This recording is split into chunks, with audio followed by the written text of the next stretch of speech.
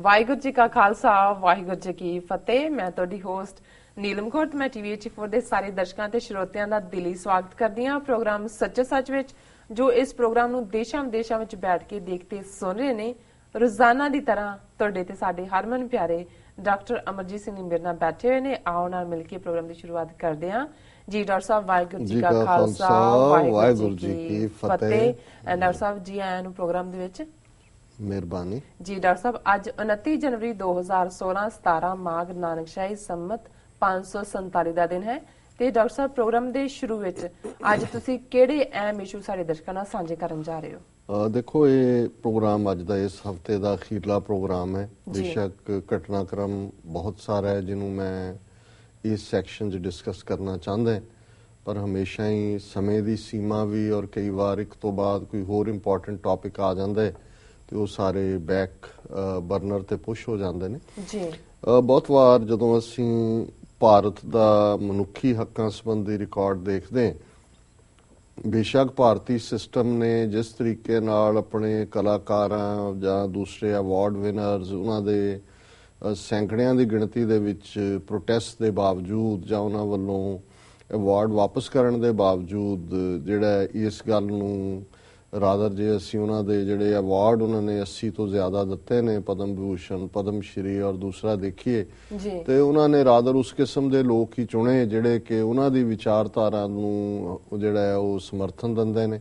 ਔਰ ਇਨਫੈਕਟ ਪਿਛਲੇ ਕੱਲ ਦੇ ਟ੍ਰਿਬਿਊਨ ਦਾ ਐਡੀਟੋਰੀਅਲ ਸੀ ਪੂਰਾ ਕਿ ਮਹਾਰਾਸ਼ਟਰ ਦਾ ਇਕੋ ਪ੍ਰੋਸੀਕਿਊਟਰ ਜਿਸ ਨੇ ਜਿਸ ਤਰੀਕੇ ਦੇ ਨਾਲ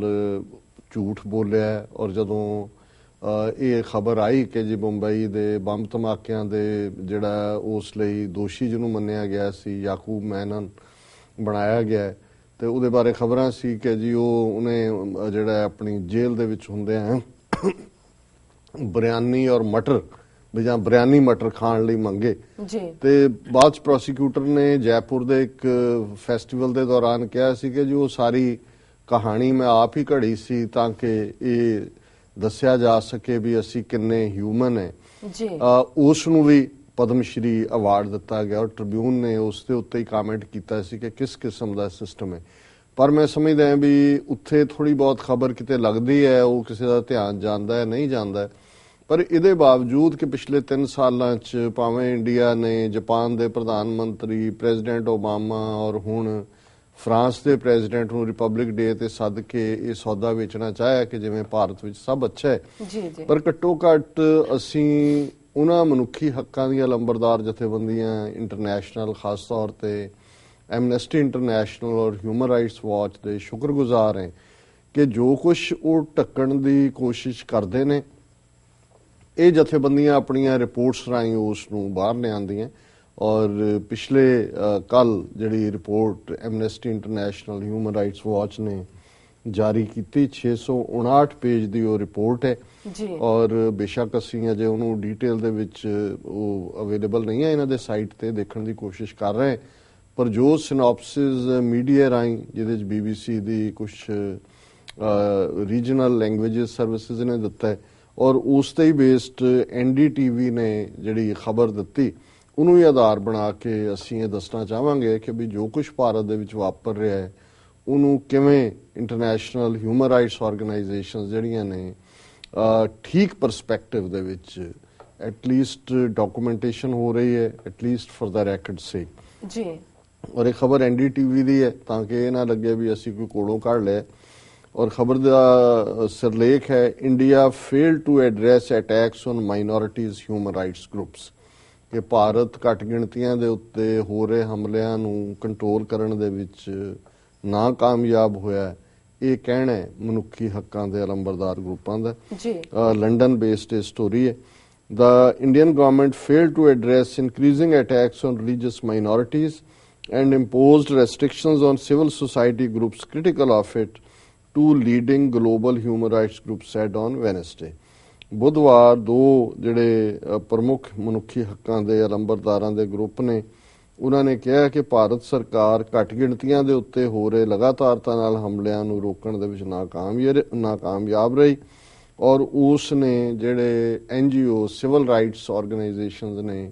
ਉਹਨਾਂ ਦੇ ਉੱਤੇ ਪਾਬੰਦੀਆਂ ਲਾਈਆਂ। Human Rights Watch and Amnesty International also slammed the government for blocking foreign funding and targeting non-governmental organizations as well as activists. ਇਹਨਾਂ ਦੋ ਗਰੁੱਪਾਂ ਨੇ, ਹਿਊਮਨ ਰਾਈਟਸ ਵਾਚ ਤੇ ਐਮਨੈਸਟੀ ਇੰਟਰਨੈਸ਼ਨਲ ਨੇ, ਸਰਕਾਰ ਦੀ ਇਸ ਗੱਲ ਦੇ ਲਈ ਨਿੰਦਿਆ ਕੀਤੀ ਜਾਂ ਉਸ ਨੂੰ ਦੀ ਨਿਖੇਧੀ ਕੀਤੀ ਕਿ ਉਹ ਬਾਹਰਲੇ ਫੰਡ ਜਿਹੜੇ ਕਿ ਉੱਥੇ ਜਾ ਰਹੇ ਨੇ ਉਹਨਾਂ ਨੇ ਰੋਕਿਆ, ਔਰ ਜਿਹੜੀਆਂ NGOs ਨੇ ਔਰ ਜਿਹੜੇ ਕੋਈ ਵੀ ਕੰਮ ਕਰਨ ਵਾਲੇ ਐਕਟਿਵਿਸਟ ਨੇ ਜਾਂ ਕਾਰਜਕਰਤਾ ਨੇ ਉਹਨਾਂ ਦੇ ਰਾਹ 'ਚ ਵੀ ਰੁਕਾਵਟਾਂ ਖੜੀਆਂ ਕੀਤੀਆਂ। Prime Minister Narendra Modi's government failed to address increasing attacks on free expression and against religious minorities, Human Rights Watch said in its World Report 2016। ਸੋ ਇਸ ਰਿਪੋਰਟ ਮੁਤਾਬਕ ਹਿਊਮਨ ਰਾਈਟਸ ਵਾਚ ਨੇ ਕਿਹਾ ਕਿ ਨਰਿੰਦਰ ਮੋਦੀ ਦੀ ਗਵਰਨਮੈਂਟ ਜਿਹੜੇ ਬਾਰ-ਬਾਰ ਆਜ਼ਾਦਾਨਾ ਜਿਹੜੀ ਵਿਅਕਤੀ ਹੈ ਆਪਣੇ ਵਿਚਾਰਾਂ ਦੀ ਉਹਨੂੰ ਜਿਹੜਾ ਉਹਦੇ ਤੇ ਚੈੱਕ ਕਰਨਾ ਔਰ ਘੱਟ ਗਿਣਤੀਆਂ ਦੇ ਖਿਲਾਫ ਜਿਹੜੇ ਹਮਲੇ ਨੇ ਉਹਨਾਂ ਨੂੰ ਰੋਕਣ 'ਚ ਨਾਕਾਮਯਾਬ ਹੈ। The Indian government clamped down on dissent this year undermines the country's long and rich tradition of free expression, said Meenakshi Ganguly, Human Rights Watch South Asia Director। Human Rights Watch the South Asia Director Meenakshi Ganguly ਨੇ ਕਿਹਾ ਕਿ ਵੀ ਭਾਰਤ ਸਰਕਾਰ ਨੇ ਇਸ ਸਾਲ ਜਿਹੜਾ ਉਹਨਾਂ ਆਵਾਜ਼ਾਂ ਨੂੰ ਜਿਹੜੀਆਂ ਉਹਦੇ ਨਾਲ ਸਹਿਮਤ ਨਹੀਂ ਉਸ ਦੇ ਉੱਤੇ ਪਾਬੰਦੀਆਂ ਲਾ ਕੇ ਇਸ ਮੁਲਕ ਦੀ ਜਿਹੜੀ ਲੰਬੀ ਔਰ ਬੜੀ ਅਮੀਰ ਪਰੰਪਰਾ ਰਹੀ ਹੈ ਆਜ਼ਾਦਾਨਾ ਤੌਰ ਤੇ ਆਪਣੇ ਵਿਚਾਰ ਪ੍ਰਗਟ ਕਰਨ ਦੀ ਉਸ ਦੇ ਉੱਤੇ ਅੰਕੁਸ਼ ਲਾਇਆ। Instead of denial and retaliation, the authorities should encourage tolerance and peaceful debate and prosecute those committing or inciting violence, she said in a statement। ਇਸ ਗੱਲ ਦੀ ਬਜਾਏ ਕਿ ਉਹ ਭਾਰਤ ਸਰਕਾਰ ਇਸ ਗੱਲ ਤੋਂ ਇਨਕਾਰੀ ਹੋਏ ਜਾਂ ਜਿਹੜੇ ਖਬਰ ਕੱਢਦੇ ਨੇ ਉਹਨਾਂ ਦੇ ਉੱਤੇ ਜਵਾਬੀ ਕਾਰਵਾਈ ਕਰੇ, ਅਧਿਕਾਰੀਆਂ ਨੂੰ ਇਹ ਚਾਹੀਦਾ ਹੈ ਕਿ ਵੀ ਉਹ ਸਹਿਨਸ਼ੀਲਤਾ ਨੂੰ ਵਧਾਵਾ ਦੇਣ ਔਰ ਸ਼ਾਂਤਮਈ ਇਸ ਮੁੱਦੇ ਦੇ ਉੱਤੇ ਵਿਚਾਰ ਵਟਾਂਦਰਾ ਹੋਣਾ ਚਾਹੀਦਾ ਹੈ। ਔਰ ਜਿਹੜੇ ਲੋਕ ਇਸ ਕਿਸਮ ਦੇ ਲਈ ਇਸ ਕਿਸਮ ਦੀ ਹਿੰਸਾ ਨੂੰ ਭੜਕਾ ਰਹੇ ਨੇ ਉਹਨਾਂ ਦੇ ਖਿਲਾਫ ਜਿਹੜਾ ਹੈ ਉਹ ਪ੍ਰੋਸੀਕਿਊਸ਼ਨ ਜਾਂ ਕੇਸ ਹੋਣੇ ਚਾਹੀਦੇ ਨੇ। It said authorities used sedition, criminal defamation and hate speech laws to harass and prosecute those expressing dissenting, unpopular or minority views। ਕਿ ਅਧਿਕਾਰੀਆਂ ਨੇ ਸੈਡੀਸ਼ਨ ਹੁੰਦਾ ਹੈ ਦੇਸ਼ ਧਰੋਹ, ਜਿਵੇਂ ਪੰਜਾਬ 'ਚ ਸਰਬੱਤ ਖਾਲਸਾ ਕਰਨ ਵਾਲਿਆਂ ਦੇ ਉੱਤੇ ਦੇਸ਼ ਧਰੋਹ ਲਾ ਦਿੱਤਾ ਹੈ ਔਰ ਇਹ ਰਿਪੋਰਟ ਵੀ ਇਹ ਕਹਿੰਦੀ ਹੈ ਕਿ ਅਧਿਕਾਰੀ ਜਿਹੜੇ ਨੇ ਉਹ ਦੇਸ਼ ਧਰੋਹ, ਕ੍ਰਿਮੀਨਲ ਡਿਫੈਮੇਸ਼ਨ ਕਿ ਤੁਸੀਂ ਕੁਝ ਖਿਲਾਫ ਕਹੋ ਸਰਕਾਰ ਦੇ ਕੇਸ ਲਾ ਦਿਓ ਕਿ ਜੀ ਤੁਸੀਂ ਸਾਡੀ ਮਾਨਹਾਨੀ ਕੀਤੀ ਹੈ ਉਹਨੂੰ ਅਪਰਾਧੀ ਬਣਾ ਦਿਓ, ਤੇ ਹੇਟ ਸਪੀਚ ਲਾਜ਼ ਤੁਸੀਂ ਆਪਣੇ ਵਿਚਾਰ ਪ੍ਰਗਟ ਕਰ ਰਹੇ ਹੋ ਤੁਸੀਂ ਕਹਿ ਰਹੇ ਹੋ ਜੀ ਇਹ ਨਫ਼ਰਤ ਫੈਲਾ ਰਹੇ ਨੇ ਔਰ ਹੇਟ ਸਪੀਚ ਲਾ ਲਾ ਦਿਓ। To harass and prosecute those expressing dissenting unpopular or minority views ਕਿ ਘੱਟ ਗਿਣਤੀ ਲੋਕਾਂ ਦੇ ਜਿਹੜੇ ਵਿਚਾਰ ਨੇ ਜਾਂ ਜਿਹੜੇ ਲੋਕ ਸਰਕਾਰ ਦੇ ਖਿਲਾਫ ਕੁਝ ਕਹਿੰਦੇ ਨੇ ਉਹਨਾਂ ਨੂੰ ਦੇਸ਼ ਧਰੋਹ, ਜਿਹੜਾ ਕ੍ਰਿਮੀਨਲ ਡਿਫੈਮੇਸ਼ਨ, ਮਾਨਹਾਨੀ ਔਰ ਹੇਟ ਸਪੀਚ ਯਾਨੀ ਨਫ਼ਰਤ ਫੈਲਾਉਣ ਵਾਲੀ ਸਪੀਚ ਦੇ ਥੱਲੇ ਜਿਹੜਾ ਉਹਨਾਂ ਦੇ ਉੱਤੇ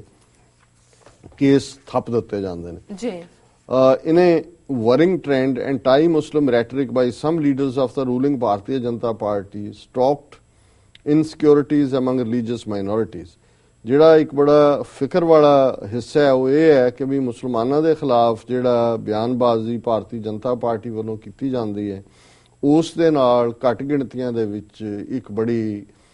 ਅਸੁਰੱਖਿਆ ਦੀ ਭਾਵਨਾ, ਇਨਸਿਕਿਉਰਿਟੀ ਕਿ ਉਹ ਆਪਣੇ ਆਪ ਨੂੰ ਬੜੇ ਘਬਰਾਏ ਹੋਏ ਮਹਿਸੂਸ ਕਰਦੇ ਨੇ ਜੀ। The Human Rights Watch said that the government blocked foreign funding for organizations such as Greenpeace India and targeted several others including the Ford Foundation। ਇਹ ਹਿਊਮਨ ਰਾਈਟਸ ਵਾਚ ਨੇ ਕਿਹਾ ਕਿ ਸਰਕਾਰ ਨੇ ਕੁਝ ਸੰਸਥਾਵਾਂ ਜਿਨ੍ਹਾਂ ਦੇ ਵਿੱਚ ਗ੍ਰੀਨਪੀਸ ਇੰਡੀਆ ਸ਼ਾਮਲ ਹੈ ਉਹਨਾਂ ਦੀ ਫੰਡਿੰਗ ਬੰਦ ਕੀਤੀ ਔਰ ਫੋਰਡ ਫਾਊਂਡੇਸ਼ਨ ਵਰਗੀਆਂ ਸੰਸਥਾਵਾਂ ਨੂੰ ਵੀ ਆਪਣੇ ਹਮਲੇ ਦੇ ਨਿਸ਼ਾਨੇ ਦੇ ਉੱਤੇ ਲਿਆਂਦਾ ਜੀ। It said authorities labeled activists such as Teesta Setalwad and Javed Anand anti-national when they sought justice for victims of 2002 communal riots in Gujarat। ਉਹਨਾਂ ਨੇ ਜਿਹੜੇ ਦੋ ਐਕਟਿਵਿਸਟ ਨੇ ਤੀਸਤਾ ਸੀਤਲਵਾਦ ਔਰ ਜਾਵੇਦ ਆਨੰਦ ਦਾ ਨਾਂ ਦੇ ਕੇ ਕਿਹਾ ਕਿ ਉਹ 2002 ਜਿਹੜੀ ਮੁਸਲਮਾਨਾਂ ਦੇ ਖਿਲਾਫ ਹਿੰਸਾ ਹੋਈ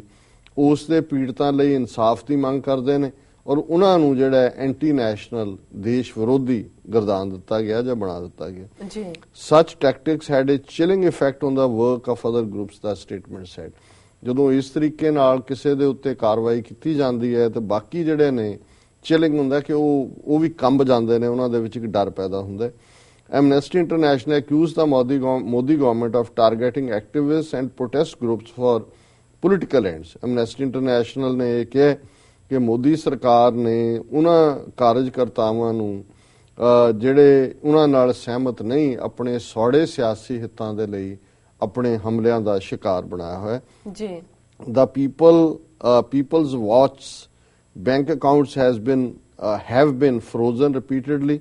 since 2012 with the result that some employees had to be dismissed and many programs abandoned, Amnesty said। Amnesty ਨੇ ਕਿਹਾ ਕਿ People's Watch ਦੇ ਬੈਂਕ ਅਕਾਊਂਟ, ਇਹ ਆਰਗੇਨਾਈਜੇਸ਼ਨ ਹੈ, ਵਾਚ ਗਰੁੱਪ ਹੈ, 2012 ਤੋਂ ਉਹਨਾਂ ਦੇ ਜਿਹੜੇ ਬੈਂਕ ਦੇ ਵਿੱਚ ਪਏ ਅਕਾਊਂਟ ਨੇ ਉਹ ਫ੍ਰੀਜ਼ ਕਰ ਦਿੱਤੇ ਗਏ ਨੇ, ਉਹ ਕਢਾ ਨਹੀਂ ਸਕਦੇ। ਨਤੀਜਾ ਇਹ ਹੈ ਵੀ ਕੁਝ ਜਿਹੜੇ ਮੁਲਾਜ਼ਮ ਨੇ ਉਹਨਾਂ ਨੂੰ ਨੌਕਰੀਆਂ ਕੱਢਣਾ ਪਿਆ ਔਰ ਕਈ ਪ੍ਰੋਗਰਾਮ ਜਿਹੜੇ ਇਹ ਪੀਪਲਜ਼ ਵਾਚ ਗਰੁੱਪ ਚਲਾ ਰਹੇ ਸੀ ਉਹ ਅਬੈਂਡਨ ਕਰਨੇ ਪਏ ਜਾਂ ਬੰਦ ਕਰਨੇ ਪਏ ਜੀ। The Delhi government in power at the time used the Foreign Contribution Regulation Act to justify this kind of harassment, it said in a release। Press release ਉਹਨਾਂ ਨੇ ਕਿਹਾ ਕਿ ਸਰਕਾਰ ਇੱਦਾਂ ਦੇ ਮੌਕਿਆਂ ਤੇ ਜਦੋਂ ਫੰਡਿੰਗ ਕੱਟ ਆਫ ਕਰਵਾਉਂਦੀ ਹੈ ਜਾਂ ਜਥੇਬੰਦੀਆਂ ਨੂੰ ਹਰਾਸ ਕਰਦੀ ਹੈ ਤੇ ਫੋਰਨ ਕੰਟਰੀਬਿਊਸ਼ਨ ਰੈਗੂਲੇਸ਼ਨ ਐਕਟ ਦਾ ਨਾਂ ਲਿਆ ਜਾਂਦਾ ਹੈ ਕਿ ਜੀ ਇਸ ਦੇ ਕਾਨੂੰਨ ਦੀ ਪਾਲਣਾ ਨਹੀਂ ਹੋਈ। This same act is being used for political ends by the current government under prime minister Narendra Modi, amnesty added.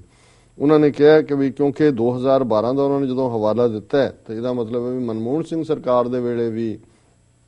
ਇਸ ਗਰੁੱਪ ਨੂੰ ਇਵੇਂ ਹੀ ਹਰਾਸ ਕੀਤਾ ਗਿਆ ਸੀ ਔਰ ਇਹਨਾਂ ਨੇ ਕਿਹਾ ਵੀ 2014 ਦੇ ਵਿੱਚ ਮੋਦੀ ਸਰਕਾਰ ਵੀ ਜਿਹੜੀ ਹੈ ਇਸ ਕਿਸਮ ਦੀ ਜਿਹੜਾ ਹੈ ਉਹ ਟੈਕਟਿਕ ਇਸਤੇਮਾਲ ਕਰ ਰਹੀ ਹੈ। ਸੋ ਇਹਦੇ ਬਾਰੇ ਹਾਲਾਂਕਿ ਕਿਉਂਕਿ ਪੰਜਾਬ ਬਾਰੇ ਅਦਰ ਦੈਨ ਕਿ ਦੇਸ਼ ਧਰੋਹ ਦਾ ਸ਼ਬਦ ਓਵਰਆਲ ਯੂਜ਼ ਹੋਇਆ ਪਰ ਕਿਉਂਕਿ ਇਹ 659 ਪੇਜ ਦੀ ਰਿਪੋਰਟ ਹੈ, ਵਰਲਡ ਰਿਪੋਰਟ ਸਾਰੇ ਦੁਨੀਆ ਦੇ ਮੁਲਕਾਂ ਦੀ ਹੈ ਔਰ ਇੰਡੀਅਨ ਮੀਡੀਆ ਦੀਆਂ ਰਿਪੋਰਟਸ ਕਈ ਵਾਰ ਜਿਹੜੀ ਕਰੂਸ਼ਲ ਜਾਣਕਾਰੀ ਹੁੰਦੀ ਹੈ ਉਹਨੂੰ ਖਾ ਜਾਂਦੇ ਨੇ ਜਾਂ ਉਹਨੂੰ ਹੋਰ ਟਵਿਸਟ ਦਿੰਦੇ ਨੇ। ਆਉਣ ਵਾਲੇ ਦਿਨਾਂ 'ਚ ਜਦੋਂ ਸਾਡੇ ਕੋਲ ਇਹ ਪੂਰੀ ਡੀਟੇਲ ਰਿਪੋਰਟ ਹੋਏਗੀ ਅਸੀਂ ਦੇਖਣਾ ਚਾਹਾਂਗੇ ਕਿ ਪੰਜਾਬ ਦੇ ਵਿੱਚ ਇਸ ਜਿਵੇਂ ਖਾਸ ਤੌਰ ਤੇ ਦੇਸ਼ ਧਰੋਹ ਦਾ ਜਨਰਲ ਮੈਂਸ਼ਨ ਹੋਇਆ ਪਰ ਜਿਹੜੀ ਹੋਰ ਹਰਾਸਮੈਂਟ ਗੁਰੂ ਗ੍ਰੰਥ ਸਾਹਿਬ ਦੀ ਬੇਅਦਬੀ ਦੀਆਂ ਘਟਨਾਵਾਂ ਜਾਂ ਦੂਸਰੀਆਂ ਨੇ ਉਹਨਾਂ ਬਾਰੇ ਕੀ ਕਿਹਾ ਗਿਆ। ਔਰ ਜਦੋਂ ਇਹ ਖਬਰਾਂ ਜਾਂ ਇਹ ਰਿਪੋਰਟ ਆਈ ਹੈ ਆਲਰੇਡੀ ਅਸੀਂ ਸ਼ੁਕਰਗੁਜ਼ਾਰ ਹਾਂ ਕਿ ਵੀ ਸਾਡੇ ਇਸ ਪ੍ਰੋਗਰਾਮ ਨਾਲ ਕਿਉਂਕਿ ਪਿੱਛੇ ਦਿਨਾਂ 'ਚ ਜਦੋਂ ਰੋਹਿਤ ਵਿਦਿਆਰਥੀ ਨੇ ਆਤਮਘਾਤ ਕੀਤਾ ਜਾਂ ਜਿਹੜੇ ਦਲਿਤਾਂ ਦੇ ਉੱਤੇ ਜ਼ੁਲਮ ਹੁੰਦੇ ਨੇ ਭਾਰਤ ਦੇ ਨਕਸ਼ੇ 'ਚ ਉਹ ਅਸੀਂ ਡਿਸਕਸ ਕਰਦੇ ਹਾਂ, ਸਾਡੀਆਂ ਨਿਊਜ਼ ਦੇ ਵਿੱਚ ਵੀ ਡਿਸਕਸ ਹੁੰਦਾ ਹੈ। ਇਸ ਲਈ ਜਿਹੜੇ ਕੁਝ ਸਾਡੇ ਦਲਿਤ ਸਕਾਲਰ ਨੇ ਜਾਂ ਜਿਨ੍ਹਾਂ ਦੇ ਕੋਲ ਉੱਥੇ ਜਾਣਕਾਰੀ ਹੈ ਔਰ ਜਿਨ੍ਹਾਂ ਨੂੰ ਲੱਗਦਾ ਹੈ ਇੰਟਰਨੈਟ ਦੇ ਉੱਤੇ ਵੀ ਜਿਹੜੇ ਦੇਖਦੇ ਨੇ ਕਿ ਭਾਈ ਇਹ TV 84 ਚੈਨਲ ਹੈ ਜਿਹੜਾ ਇਸ ਕਿਸਮ ਦੀ ਖਬਰ ਪਿਕ ਕਰੇਗਾ, ਇਸ ਤੇ ਵਿਚਾਰ ਕਰੇਗਾ। ਸੋ ਸਾਨੂੰ ਹੁਣ ਕਾਫੀ ਜਾਣਕਾਰੀ ਜਿਹੜੀ ਉਹਨਾਂ ਹਲਕਿਆਂ ਤੋਂ ਵੀ ਆ ਰਹੀ ਹੈ ਔਰ ਅਸੀਂ ਸ਼ੁਕਰਗੁਜ਼ਾਰੀ ਚਾਹ ਉਹਨਾਂ ਦੇ ਇੱਕ ਵਿਨਾਇਕ ਸ਼ਾਹ ਕਰਕੇ ਸੱਜਣ ਨੇ ਜਿਹੜੇ ਸਾਨੂੰ ਜਿਹੜੇ ਕੁਛ ਨਾ ਕੁਛ ਜੋ ਵਾਪਰਦਾ ਹੈ ਉਸ ਬਾਰੇ ਭੇਜਦੇ ਨੇ ਜੀ। ਬੇਸ਼ੱਕ ਇਹ ਖਬਰ ਜਿਹੜੀ ਹੈ ਉਹ ਹਿੰਦੀ 'ਚ ਹੈ ਔਰ ਮੇਰਾ ਖਿਆਲ ਹੈ ਮੈਂ ਤਾਂ ਨਹੀਂ ਸਾਰੀ ਪੜਾਂਗਾ ਪਰ ਇਹ ਖਬਰ ਉਹਨਾਂ ਨੇ ਅੱਜ ਹੀ ਭੇਜੀ ਔਰ ਉਸ ਦੀ ਹੈਡਲਾਈਨ ਇਹ ਹੈ ਕਿ ਵੀ ਇੱਕ ਅਫਵਾਹ ਫੈਲਾਈ ਗਈ ਦਲਿਤਾਂ ਆਦੀਵਾਸੀਆਂ ਦੇ ਖਿਲਾਫ ਔਰ ਇਹ ਵਾਕਿਆ ਹੈ ਰਾਜਸਥਾਨ ਦੇ ਜੋਧਪੁਰ ਦੇ ਨੇੜੇ ਸਾਵੀ ਰਾਜ ਪਿੰਡ ਹੈ ਔਰ ਉਹਦੇ 'ਚ ਜਿਹੜੇ ਉੱਚੀ ਜਾਤੀ ਵਾਲੇ ਲੋਕ ਸੀ ਤੇ ਉਹਨਾਂ ਨੇ ਆ ਕੇ ਦਲਿਤਾਂ ਦੇ ਨੂੰ ਘੇਰ ਲਿਆ ਔਰ ਉਹ ਬੜੀ ਦਹਿਸ਼ਤ ਦੇ ਵਿੱਚ ਨੇ, ਸਾਰੀ ਰਾਤ ਉਹ ਦਹਿਸ਼ਤ 'ਚ ਰਹੇ ਜੀ। ਔਰ ਜਿਹੜੀ ਖਬਰ ਜਾਂ ਅਫਵਾਹ ਫੈਲਾਈ ਗਈ ਕਿ ਜੀ ਇਹਨਾਂ ਦਲਿਤਾਂ ਨੇ ਹਿਰਨ ਦਾ ਸ਼ਿਕਾਰ ਕੀਤਾ ਔਰ ਉਹਨਾਂ ਨੇ ਭੀੜ ਨੇ 400 ਦੀ ਭੀੜ ਜਿਹੜੀ ਸੀ ਉਹਨਾਂ ਨੇ ਆ ਕੇ ਪਿੰਡ ਨੂੰ ਘੇਰਿਆ, ਦਲਿਤਾਂ ਦੇ ਬਹੁਤ ਸਾਰੇ ਘਰ ਸਾੜ ਦਿੱਤੇ ਔਰ 9 ਵਜੇ ਦੇ ਕਰੀਬ ਫਲੌਦੀ ਪੁਲਿਸ ਜਿਹੜਾ ਨੇੜੇ ਵੀ ਕੋਈ ਪੁਲਿਸ ਸਟੇਸ਼ਨ ਹੋਏਗਾ ਉਹਨਾਂ ਦਾ ਜਿਹੜਾ ਇੰਚਾਰਜ ਸੀ ਸੁਰਿੰਦਰ ਕੁਮਾਰ ਤੇ ਬਾਕੀ ਦੀ ਟੀਮ ਮੌਕੇ ਤੇ ਪਹੁੰਚੀ। ਉੱਥੇ 400 ਦੇ ਕਰੀਬ ਲੋਕਾਂ ਦੀ ਭੀੜ ਸੀ ਔਰ ਪੁਲਿਸ ਨੇ ਜਿਹੜਾ ਪੀੜਤ ਪਰਿਵਾਰ ਸੀ ਉਹਨਾਂ ਨੂੰ ਬਾਹਰ ਕੱਢਣ ਦਾ ਜਿਹੜਾ ਉਹ ਯਤਨ ਕੀਤਾ। ਭੀੜ ਨੇ ਪੁਲਿਸ ਦੇ ਉੱਤੇ ਵੀ ਪਥਰਾਅ ਕੀਤਾ ਔਰ ਥਾਣੇ ਦਾ ਅਧਿਕਾਰੀ ਔਰ ਪੁਲਿਸ 3 ਕਰਮਚਾਰੀਆਂ ਨੂੰ ਜਿਹੜੀਆਂ ਸੱਟਾਂ ਲੱਗੀਆਂ ਔਰ ਬੜੀ ਮੁਸ਼ਕਲ ਦੇ ਨਾਲ ਪੁਲਿਸ ਜਿਹੜੀ ਹੈ 27 ਮੈਂਬਰਾਂ ਨੂੰ ਪਰਿਵਾਰ ਦਿਆਂ ਨੂੰ ਬਾਹਰ ਕੱਢ ਸਕੀ ਔਰ ਇਸ ਖਬਰ ਦੇ ਮਿਲਦਿਆਂ ਹੀ ਐਸਪੀ ਜਿਹੜਾ SSP ਉਹਨਾਂ ਦੇ ਨਾਂ ਦਿੱਤੇ ਹੋਏ ਨੇ, DSP, ਇਹ ਸਾਰੇ ਮੌਕੇ ਤੇ ਪਹੁੰਚੇ ਔਰ ਕਲੈਕਟਰ ਜਿਹੜਾ ਕੋਈ ਪ੍ਰੀਤਮ ਯਸ਼ਵੰਤ ਹੈ ਉਹ ਵੀ ਸੋਮਵਾਰ ਸਵੇਰੇ ਘਟਨਾ ਤੇ ਪਹੁੰਚੇ ਔਰ ਉਹਨਾਂ ਨੇ ਇਹ ਸਾਰੇ ਪੀੜਤ ਪਰਿਵਾਰਾਂ ਦੇ ਨਾਲ ਮੁਲਾਕਾਤ ਕੀਤੀ, ਘਟਨਾ ਦੀ ਜਾਣਕਾਰੀ ਲਈ। ਥੱਲੇ ਨਾਂ ਨੇ ਕਿ ਵੀ ਕੌਣ ਜਿਹੜੇ ਪੀੜਤ ਹੋਏ, ਕਿਹਨਾਂ ਦੇ ਘਰ ਸਾੜੇ ਗਏ ਔਰ ਉਹਨਾਂ ਨੇ ਕਿਹਾ ਕਿ ਭਾਈ ਉਹਨਾਂ ਨੂੰ ਅਸੀਂ ਪੂਰੀ ਸਿਕਿਉਰਿਟੀ ਦਿਆਂਗੇ, ਉਹਨਾਂ ਦਾ ਮੁੜ ਵਸੇਵਾ ਕਰਾਂਗੇ। ਔਰ ਖਬਰ ਦੀ ਸ਼ੁਰੂਆਤ ਇਹ ਹੈ ਕਿ ਪੁਲਿਸ ਨੂੰ ਸ਼ਾਮ ਨੂੰ ਐਤਵਾਰ ਸਾਵੀ ਰਾਜ ਦੇ ਕੋਲ ਇੱਕ ਹਿਰਨ ਮਿਲਿਆ ਜਿਹਦੇ ਪੈਰ ਦੇ ਵਿੱਚ ਕੁੜਕੀ ਲੱਗੀ ਹੋਈ ਸੀ ਔਰ ਜਿਹੜੇ ਉਸ ਇਲਾਕੇ ਦੇ ਦੂਸਰੇ ਲੋਕ ਨੇ, ਕਿਉਂਕਿ ਬਿਸ਼ਨੋਈ ਔਰ ਉਹ ਨੇ ਜਿਹੜੇ ਸ਼ਿਕਾਰ ਦੇ ਖਿਲਾਫ ਨੇ, ਉਹਨਾਂ ਨੇ ਇਹ ਅਫਵਾਹ ਫੈਲਾ ਦਿੱਤੀ ਕਿ ਵੀ ਇਹ ਜਿਹੜਾ ਹਿਰਨ ਦਾ ਸ਼ਿਕਾਰ ਇਹਨਾਂ ਲੋਕਾਂ ਨੇ ਕੀਤਾ ਔਰ ਉਦੋਂ ਤੋਂ 2-2.5 ਕਿਲੋਮੀਟਰ ਦੂਰ ਭੋਜਾਰਾਮ ਭੀਲ ਪਰਿਵਾਰ, ਇਹ ਭੀਲ ਇੱਕ ਟ੍ਰਾਈਬ ਹੈ, ਜੰਗਲੀ ਟ੍ਰਾਈਬ ਹੈ ਆਦੀਵਾਸੀਆਂ ਦਾ। ਔਰ ਜਦੋਂ ਅਸੀਂ ਗੁਰੂ ਨਾਨਕ ਸਾਹਿਬ ਦੇ ਜੀਵਨ ਦੀ ਸਾਖੀ ਕੌਡਾ ਰਾਕਸ਼ ਜਿਹਨੂੰ ਕਿਹਾ ਜਾਂਦਾ ਹੈ ਕਿ ਉਸਨੇ ਕੜਾਇਆ ਤਪਾਇਆ ਸੀ ਉਹ ਦੂਜੇ ਰਾਖਸ਼ ਸੀ, ਇਸ ਲਈ ਇਹ ਨਹੀਂ ਹੈ ਕਿ ਉਹਦੇ ਸਿੰਘ ਉੱਗੇ ਸੀ ਜਾਂ ਕੋਈ ਹੋਰ ਸੀ, ਉਹ ਟ੍ਰਾਈਬ ਸੀ ਭੀਲਾਂ ਦਾ। ਔਰ ਉਹਨਾਂ ਬਾਰੇ ਕਿਹਾ ਜਾਂਦਾ ਹੈ ਕਿ ਇੱਕ ਸਟੇਜ ਸੀ ਜਦੋਂ ਉਹ ਈਵਨ ਜਦੋਂ ਭੁੱਖੇ ਜਾਂ ਜੰਗਲਾਂ 'ਚ ਕੁਛ ਨਹੀਂ ਹੈ ਤੇ ਜੇ ਹਿਊਮਨ ਫਲੈਸ਼ ਵੀ ਖਾਂਦੇ ਸੀ, ਇਨਸਾਨੀ ਮਾਸ ਵੀ। ਸੋ ਇਹ ਭੀਲ ਜਦੋਂ ਸ਼ਬਦ ਆਇਆ, ਸੋ ਕੌਡਾ ਭੀਲ ਸੀ ਉਹ ਤੇ ਰਾਖਸ਼ ਤਾਂ ਬਣਾ ਦਿੱਤਾ ਔਰ ਬਾਅਦ ਦੇ ਵਿੱਚ ਉਹ ਭਾਈ ਕੌਡਾ ਬਣ ਕੇ ਭੀਲਾਂ ਦੇ ਵਿੱਚ। ਔਰ ਇਸ ਲਈ ਆਦੀਵਾਸੀਆਂ ਦੇ ਜਦੋਂ ਵਣਜਾਰੇ ਸਿੱਖਾਂ ਦੀ ਗੱਲ ਹੁੰਦੀ ਹੈ ਜਾਂ ਸਿੱਖ ਲੀਗਰ ਸਿੱਖਾਂ ਦੀ, ਸੋ ਆਦੀਵਾਸੀਆਂ ਦੇ ਵਿੱਚ ਭੀਲ ਟ੍ਰਾਈਬ ਦੇ ਲੋਕ ਵੀ ਨੇ। ਔਰ ਕਿਉਂਕਿ ਸਾਡੇ 'ਚ ਕੋਈ ਰਿਸਰਚ ਦਾ ਮਾਦਾ ਤਾਂ ਨਹੀਂ ਹੈ, ਨਾ ਹੀ ਕੋਈ ਵਕਤ ਦੇ ਕੇ ਉੱਥੇ ਜਾ ਕੇ ਕੁਝ ਕਰਦੇ। ਹਾਲਾਂਕਿ ਮੈਂ ਪਿਛਲੇ ਦਿਨਾਂ ਹੀ ਦੇਖ ਰਿਹਾ ਸੀ ਅਜੀਤ ਦੀਆਂ 2 ਕਿਸ਼ਤਾਂ ਦੇ ਵਿੱਚ ਇੱਕ ਡਾਕਟਰ ਦੀ ਸਟੋਰੀ ਸੀ ਜਿਹੜੇ ਚੀਨ ਦੇ ਦੌਰੇ ਤੇ ਗਏ ਔਰ ਉਹਨਾਂ ਨੇ ਕਨੈਕਸ਼ਨ ਲੱਭਣਾ ਚਾਹਿਆ ਕਿ ਗੁਰੂ ਨਾਨਕ ਸਾਹਿਬ ਤਿੱਬਤ ਕਿੱਥੇ ਗਏ, ਲਹਾਸਾ ਕਿੱਥੇ ਗਏ ਔਰ ਚੀਨ ਦਾ, ਕਿਉਂਕਿ ਤਿੱਬਤ ਹੁਣ ਚੀਨ ਦਾ ਹੀ ਹਿੱਸਾ ਹੈ। ਔਰ ਉਹਨਾਂ ਨੇ ਅਖੀਰ 'ਚ ਕਿਹਾ ਕਿ ਭਾਈ ਕੁਝ ਦਿਨਾਂ ਦੇ ਸਟੇਜ ਤੁਸੀਂ ਕਿੰਨਾ ਕਰ ਸਕਦੇ ਹੋ, ਵੀ ਇਹ ਤਾਂ ਸੀਰੀਅਸ ਰਿਸਰਚ ਵਰਕ ਹੈ। ਜਿੱਥੇ ਜਦੋਂ ਗੁਰੂ ਨਾਨਕ ਸਾਹਿਬ ਪੂਰਬ ਦੀ ਉਦਾਸੀ ਨੂੰ ਗਏ ਨੇ ਤੇ ਤੁਸੀਂ ਦੇਖ ਸਕਦੇ ਹੋ ਕਿ ਮਾਨਸਰੋਵਰ ਗਏ, ਮਾਨਸਰੋਵਰ ਤਿੱਬਤ 'ਚ ਹੈ, ਸਿੱਧਾਂ ਦੇ ਨਾਲ ਗੁਫ਼ਤਗੂ ਹੋਈ। ਨੇਪਾਲ ਦੇ ਵਿੱਚ ਨਾਨਕ ਮੱਠ ਨਾਂ ਦਾ ਗੁਰਦੁਆਰਾ ਹੈ ਔਰ ਜਿਹੜਾ ਇਹ ਵਰੇ ਜਾਂ ਅਗਲਾ ਸਾਲ ਹੈ, ਇਸ ਦੇ ਵਿਚਾਲੇ ਜਿਹੜੇ ਨੇ ਉਹ 500 ਸਾਲ ਹੋ ਜਾਣੇ ਨੇ ਗੁਰੂ ਨਾਨਕ ਸਾਹਿਬ ਨੂੰ ਨਾਨਕ ਮੱਠ ਨੇਪਾਲ 'ਚ ਗਏ। ਸੋ ਇਹ ਸਾਰੇ ਰਿਸਰਚ ਦਾ ਹੀ ਮੁਹਤਾਜ ਹੁੰਦਾ। ਸੋ ਮੈਂ ਜਦੋਂ ਭੀਲ ਪੜ੍ਹਿਆ ਮੈਂ ਕਿਹਾ ਕਿ ਭਾਈ ਇਹ ਤਾਂ ਸਾਡੇ ਭਾਈ ਕੌਡੇ ਦਾ ਟ੍ਰਾਈਬ ਹੈ ਉਹਨਾਂ ਦਾ। ਔਰ ਇਸ ਖਬਰ ਦੇ ਮੁਤਾਬਕ ਇਹ ਹੈ ਕਿ ਵੀ ਇਹ ਜਦੋਂ ਉਹਨਾਂ ਨੂੰ ਅਫਵਾਹ ਇਹ ਉੱਡੀ ਔਰ ਉਹਨਾਂ ਨੇ 2-2.5 ਕਿਲੋਮੀਟਰ ਦੂਰ ਭੋਜਾਰਾਮ ਭੀਲ ਦਾ ਪਰਿਵਾਰ ਜਿਹੜਾ ਉਸ ਦੀ ਢਾਣੀ ਨੂੰ ਆ ਕੇ ਉਸ ਦੇ ਸਾਰੇ ਪਿੰਡ ਨੂੰ ਘੇਰ ਲਿਆ ਲੋਕਾਂ ਨੇ, ਝੌਂਪੜੀਆਂ ਨੂੰ ਅੱਗ ਲਾ ਦਿੱਤੀ ਔਰ ਭੀਲ ਸਮਾਜ ਦੇ ਅੱਗੋਂ ਅਧਿਕਾਰੀਆਂ ਦਾ ਨਾਂ ਦਿੱਤਾ ਜਿਨ੍ਹਾਂ ਨੇ ਇਸ ਦੇ ਉੱਤੇ ਪ੍ਰੋਟੈਸਟ ਕੀਤੇ ਔਰ ਉਹਨਾਂ ਨੇ, ਪੁਲਿਸ ਨੇ ਕਿਹਾ ਜੀ ਅਸੀਂ ਸਖਤ ਕਾਰਵਾਈ ਕਰਾਂਗੇ ਔਰ ਇਹ ਉਹ ਜੋ ਸਟੈਂਡਰਡ ਜੇ ਬਿਆਨ ਹੁੰਦੇ ਨੇ। ਔਰ ਭੀਲਾਂ ਦਾ ਜਿਹੜਾ ਸਮਾਜ ਹੈ, ਜਿਸ ਤਰ੍ਹਾਂ ਇੱਧਰ ਹਰਿਆਣੇ ਦੇ ਵਿੱਚ ਖਾਪ ਪੰਚਾਇਤ ਜਾਟਾਂ ਦੇ ਵਿੱਚ ਹੁੰਦੀ ਹੈ, ਉਹਨਾਂ ਦੀ ਇੱਕ ਵੱਡੀ ਗੈਦਰਿੰਗ ਹੁੰਦੀ ਹੈ, ਉਹਨੂੰ ਮਹਾਪੜਾਵ ਕਹਿੰਦੇ ਨੇ, ਜਿਹਦੇ 'ਚ ਕਿ ਉਹਨਾਂ ਦੇ ਫਿਰ ਬਾਕੀ ਕਬੀਲੇ ਵੀ ਇਕੱਠੇ ਹੁੰਦੇ ਨੇ। ਉਹਨਾਂ ਨੇ ਇੱਕ ਮਹਾਪੜਾਵ ਜਿਹੜਾ ਉਹ 10 ਜੂਨ ਨੂੰ ਕਾਲ ਕਰ ਲਿਆ ਔਰ ਅਖੀਰ 'ਚ ਉਹਨੇ ਕਿਹਾ ਕਿ ਵੀ ਇੱਥੇ ਗਰੀਬ ਪਰਿਵਾਰ ਦਾ ਆਸ਼ਿਆਨਾ ਉਜੜ ਗਿਆ। ਉਹਨਾਂ ਵਿਚਾਰਿਆਂ ਕੋਲ ਪਹਿਲਾਂ ਹੀ ਉਹ ਜੰਗਲੀ ਟ੍ਰਾਈਬ ਰਹਿਣ ਵਾਲੇ ਨਿੱਕੇ ਮੋਟੇ ਝੁੱਗੀਆਂ ਦੇ ਵਿੱਚ, ਔਰ ਇਹ ਜਦੋਂ ਭੀੜਾਂ ਇਕੱਠੀਆਂ ਹੁੰਦੀਆਂ ਨੇ ਇਹ ਸਣੇ ਉਹਨਾਂ ਦੇ ਵਿੱਚ ਹੀ ਉਹਨਾਂ ਦੇ ਬੱਚਿਆਂ ਦੇ ਬਜ਼ੁਰਗਾਂ ਦੇ ਅੱਗ ਲਾ ਕੇ ਸਭ ਨੂੰ ਜਿਉਂਦੇ ਸਾੜ ਦਿੰਦੇ ਨੇ। ਸੋ ਇਹ ਕਿਉਂਕਿ ਖਬਰ ਕੁਦਰਤੀ ਅੱਜ ਹੀ ਆਈ ਔਰ ਇਹ ਮੈਂ ਰਿਪੋਰਟ ਜਿਹੜੀ ਹਿਊਮਨ ਰਾਈਟਸ ਵਾਚ ਔਰ ਐਮਨੈਸਟੀ ਇੰਟਰਨੈਸ਼ਨਲ ਦੀ ਇਹਦੇ ਨਾਲ ਫਿੱਟ ਹੁੰਦੀ ਸੀ ਕਿ ਦੱਸਣ ਦੇ ਲਈ ਵੀ ਗੱਲ ਸਿਰਫ ਸਿੱਖਾਂ, ਮੁਸਲਮਾਨਾਂ, ਈਸਾਈਆਂ ਦੇ ਨਾਲ ਹੁੰਦੇ ਸਲੂਕ ਦੀ ਨਹੀਂ ਹੈ। ਇਹ ਜਿਹੜਾ ਤਬਕਾ ਹੈ ਗਰੀਬਾਂ ਦਾ, ਜਿਹੜੇ ਬਹੁਤ ਸਾਰੇ ਟ੍ਰਾਈਬਲ ਆਦੀਵਾਸੀ ਨੇ ਜਿਨ੍ਹਾਂ ਦਾ ਕੋਈ ਵਾਲੀ ਵਾਰਿਸ ਨਹੀਂ ਹੈ, ਕੋਈ ਖਬਰ ਨਹੀਂ ਬਣਦੀ ਜਿਨ੍ਹਾਂ ਦੀ, ਲੇਕਿਨ ਅੱਜ ਥੋੜਾ ਬਹੁਤ ਨੈਟਵਰਕ, ਹੁਣ ਜੇ ਰੋਹਿਤ ਦੀ ਖਬਰ ਆਈ ਘੱਟੋ ਘੱਟ ਪ੍ਰੋਟੈਸਟ ਹੋਏ, ਵਾਈਸ ਚਾਂਸਲਰ ਲੰਬੀ ਛੁੱਟੀ ਤੇ ਚਲਾ ਗਿਆ, ਜਿਹੜਾ ਲਾਇਆ ਨਵਾਂ ਵਾਈਸ ਚਾਂਸਲਰ ਉਹ ਵੀ ਉਹੀ ਹੈ ਜਿਹਨੇ ਇਨਫੈਕਟ ਜਿਹੜਾ ਉਸ ਪੈਨਲ ਦਾ ਹੈੱਡ ਸੀ ਜਿਹਨੇ ਰੋਹਿਤ ਤੇ ਚਾਰਾਂ ਨੂੰ ਸਸਪੈਂਡ ਕੀਤਾ ਸੀ। ਸੋ ਕੁੱਲ ਮਿਲਾ ਕੇ ਇਹ ਧੋਖ ਰਿਹਾ ਵਿੱਚ ਔਰ ਜਦੋਂ ਇਸ ਕਿਸਮ ਦੀਆਂ ਆਰਗੇਨਾਈਜੇਸ਼ਨਸ ਐਮਨੈਸਟੀ ਇੰਟਰਨੈਸ਼ਨਲ ਜਾਂ ਹਿਊਮਨ ਰਾਈਟਸ ਵਾਚ ਰੈਕਗਨਾਈਜ਼ ਕਰਦੀਆਂ ਨੇ ਤੇ ਫਿਰ ਗੱਲ ਜਿਹੜੀ ਹੈ ਉਹ ਇੰਟਰਨੈਸ਼ਨਲ ਲੈਵਲ ਦੇ ਉੱਤੇ ਡਿਸਕਸ ਹੁੰਦੀ ਹੈ। ਸੋ ਇਹ ਅੱਜ ਦੇ ਲਈ ਇੰਨਾ ਹੀ ਕਾਫੀ ਹੈ ਜੀ ਡਾਕਟਰ ਸਾਹਿਬ ਮਸਲੇ। ਬਿਲਕੁਲ ਤੁਹਾਡਾ ਬਹੁਤ ਬਹੁਤ ਸ਼ੁਕਰੀਆ ਇਸ ਨਾਲ